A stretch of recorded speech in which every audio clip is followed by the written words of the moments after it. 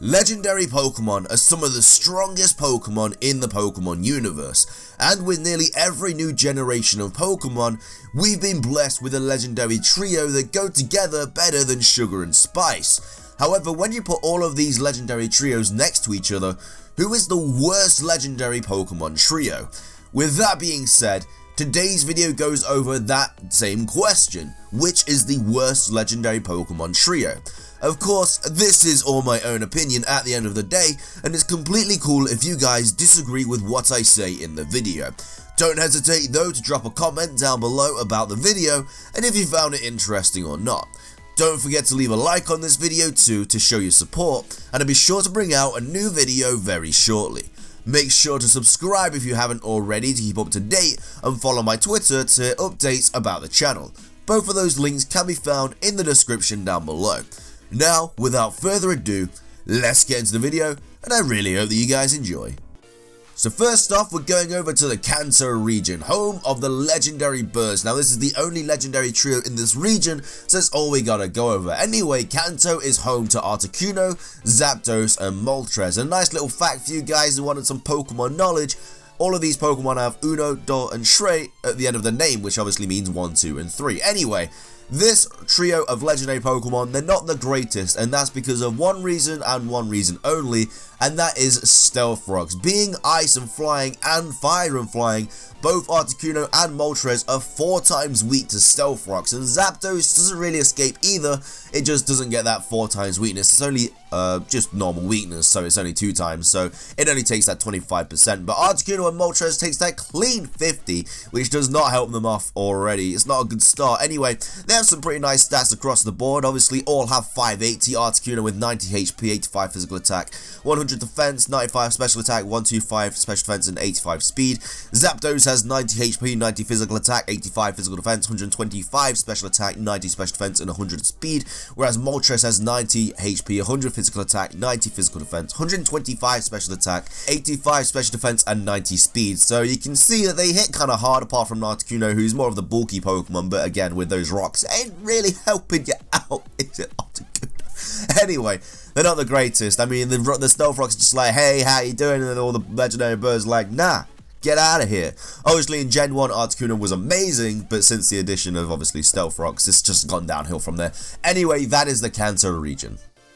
Next up, we're heading over to Johto, and the legendary trio in Johto is the legendary beast, and that is Raikou, Entei, and Suicune, all coming in again with a 580 stat total. I don't think I'm going to go over the stats with every single Pokemon, because that will just make the video run too long, but I will do a quick summary of each Pokemon. So Raikou is a very fast special attacking Pokemon, having 115 in both of those stats. Entei is a more physical attacking Pokemon with 115 in physical attack and 115 in HP, so it's a more bulky physical attack. We've still got 100 speed as well, which is very nice.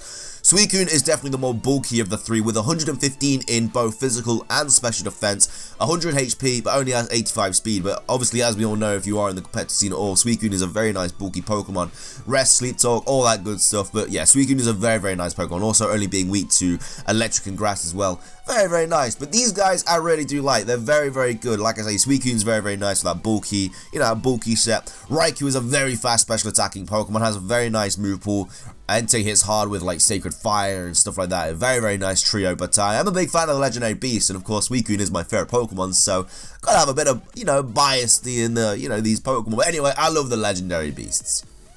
Next up, we're heading over to the Hoenn region, home of 2 legendary trios, guys. We got the Reggie trio, and we also have the Weather trio. Anyway, the Reggies coming in. We have Regirock, Regice, and Registeel. These Pokemon are very bulky. We have Regirock having 200 physical defense with 100 special defense, Regice having 100 physical defense with 200 special defense, and then Registeel having 150 in both physical and special defense. The only thing that lets these Pokemon down is that they can't really hit too hard, and they're very, very slow, all having 50 speed.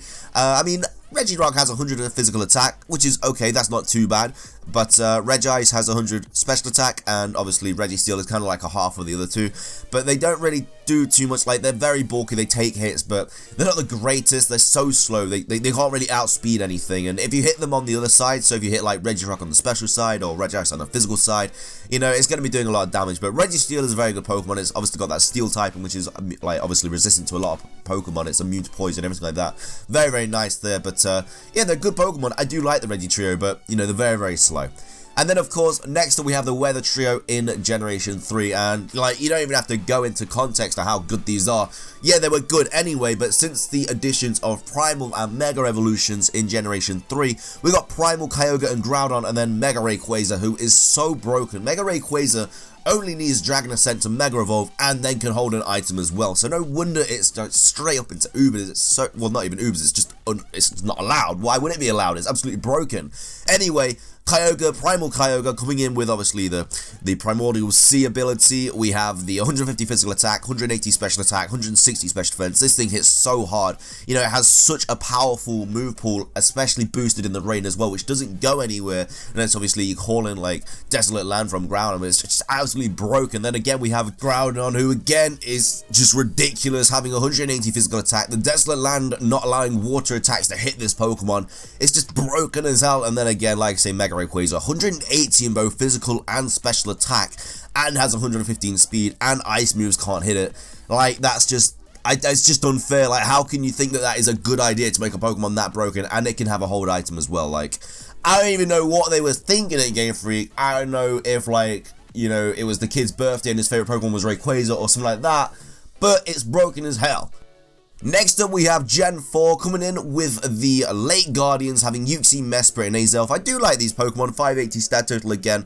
I mean, the stats are kind of everywhere. Mesprit is like 105 in all except for HP and Speed, where it has 80. Uxie has 130 physical defense, 130 special defense, 95 speed, so that's the more bulkiest one.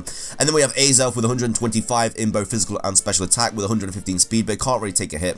Big fan of these Pokemon. I love the designs. I think they were really, really cool designs. I actually thought they were mythical Pokemon as well until like not too recently, and you know, figured out they were legendaries, which was kind of cool. I wasn't expecting it. Obviously the wormhole hunting, and obviously they're all in the wormholes, so that kind of obviously clarifies their legendary Pokemon. But I do like them. When I was in playing Gen 4, I really it was a nice prize to see these guys. But yeah, they're nice Pokemon. You know, they don't really do anything wrong. They're just not as good as other Pokemon, but I definitely wouldn't rule them out of any situation. They can definitely take hits and, you know, dish out a bit of damage.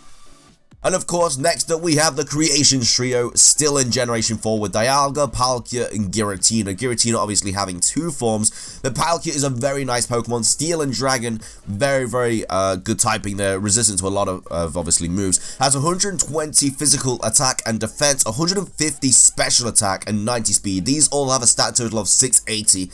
Palkia coming in with that 100 speed, 150 special attack, 150 physical attack, and then obviously 120 special defense. So the only difference between those two are obviously the speed stats, HP stats, and the physical and special defenses. Then we have Giratina coming in with 150 HP, 100 in physical attack and special attack, and 120 in obviously the defenses with 90 speed. And then we have the other Giratina form, who basically just switches the attack and defense. Big fan of the Creation Trio. I really, really like these Pokemon. I like the backstory. I love the movie. I love the designs. I think if we ever do get a Gen 4 remake, then we can definitely expect these guys to be getting a hella buff, because, you know, it's just going to be like the same situation as Aura. So I'm really looking forward to that if we, you know, whenever we do get Gen 4 remakes.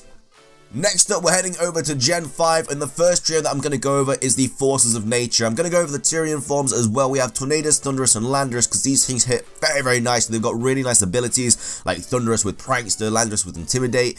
We obviously have the Tornadus form with 121 speed, 110 special attack. That's kind of like all mixed up over the board. We have the Thundurus coming in with 145 special attack with 101 speed. So 101 speed is very, very nice, actually, because a lot of Pokemon do have that base stat total of 100 speed. So having that 101 is very, very useful. And then we have obviously Landorus with 145 physical attack.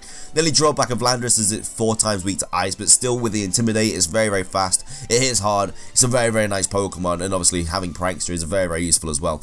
Big fan of the Forces of Nature. I really do like them. Obviously they do have their incarnate forms as well, but I'm not going to go over all of them because obviously it will just make the video run on way too long. I've obviously had to skip a lot of like different forms and stuff in this video just to make like not make it super, super long.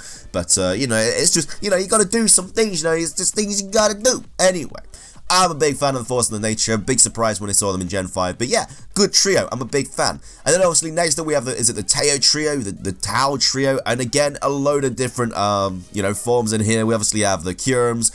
We have like obviously Reshiram, Zekrom. Reshiram, nice Pokemon, 680 stat total with 120 physical attack, 150 special attack, and obviously 120 special defense with a physical defense of 100. Very, very nice stats across the board there.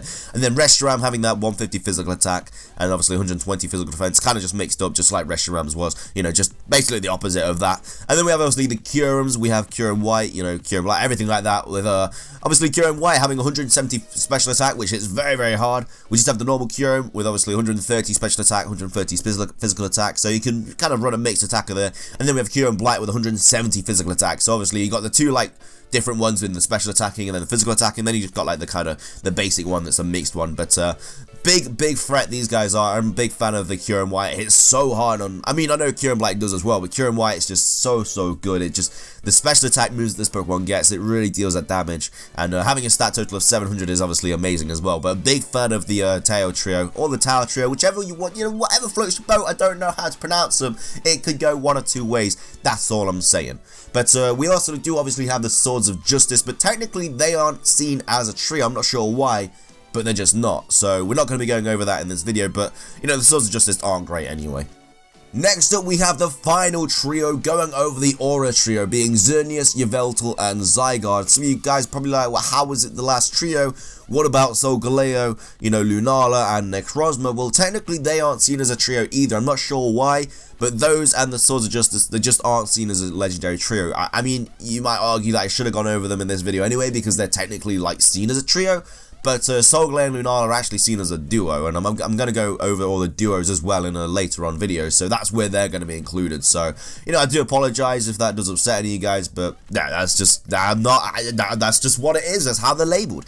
Anyway, we've got Xerneas coming in with 131 physical and special attack, which is very, very nice. We have Yveltal, who literally has the exact same stats, 131 in physical and special, 95 physical defense, 98 special defense, 99 speed, which is a little bit annoying. It means they do get outclassed by those 100 speed stat tiers, and then 126 in HP. Never actually noticed they had the same speed, like the whole stat total, until I obviously made this video. And then we have Zygarde as well, who has only a stat total of 600, but obviously has the complete form, which shoots up to 708.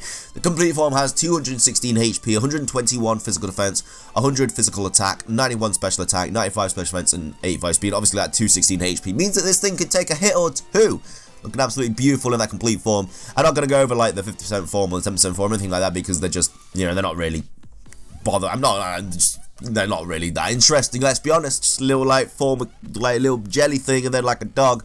Yeah, they're all good. 50% forms, and then the complete forms, like, yeah, this is my main form, this is who you should be looking at. But that is the Aura Trio. So in my opinion, the worst legendary trio has to be between the legendary birds and the Reggie trio.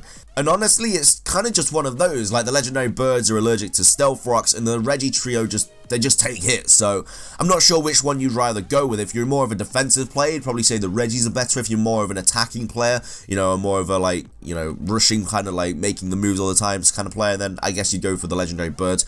I guess I'm more of that kind of player, so I'd probably say that the Reggie trio are the worst, but it is completely up to you guys at the end of the day. This is an opinion video. I want to know what you guys have to say. But my opinion, I think the Reggie trio are the worst trio. Like I say, we have obviously, maybe one day they'll get like primal forms or mega evolutions or what, we don't know. But at the moment, I feel like they are the worst trio of legendary Pokemon. But with that, it does wrap up today's video. I really hope you guys enjoyed it as much as I did making it. If you did enjoy the video though, please do leave a like. I would really appreciate it. Like I said at the start of the video, I would also love to hear your guys' opinions too on this subject. Who do you think is the worst legendary Pokemon trio? Let me know, guys. Let me know your full force. If I said anything wrong in this video, let me have it. I'm open for change. That's all I'm saying. I do have a couple of top 5s coming onto your screen in a second though, so be sure to give them a watch if you do have the time. And also subscribe if you do enjoy my content. That is everything from me though, so thank you so much for watching, guys. Have an amazing rest of your day, and until next time, guys, peace.